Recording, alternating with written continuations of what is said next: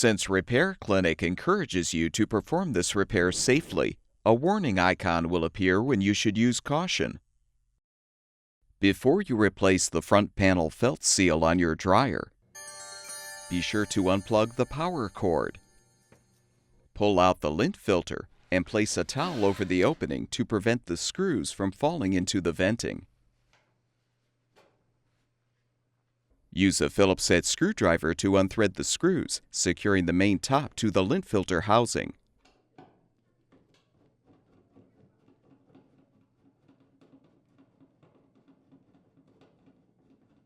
Now insert a putty knife under the main top to release the two spring clips.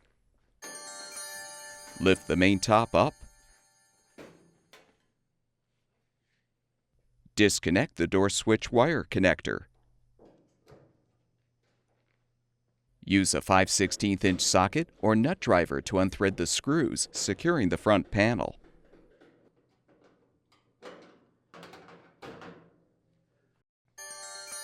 Lift the front panel up and out to remove.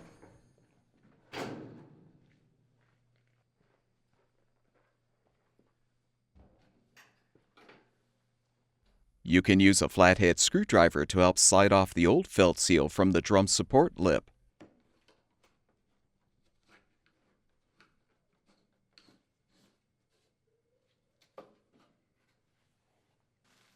Install the new front panel felt seal by aligning the top of the seal first so the alignment pins are inserted through the holes in the seal.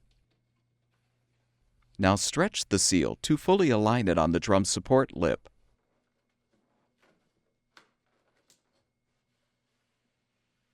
The edge of the seal flap should be facing towards the front panel. Reinstall the front panel by aligning the front of the drum on the bulkhead while hooking the slots at the bottom of the panel on the mounting clips attached to the frame. Replace the screws to secure the panel.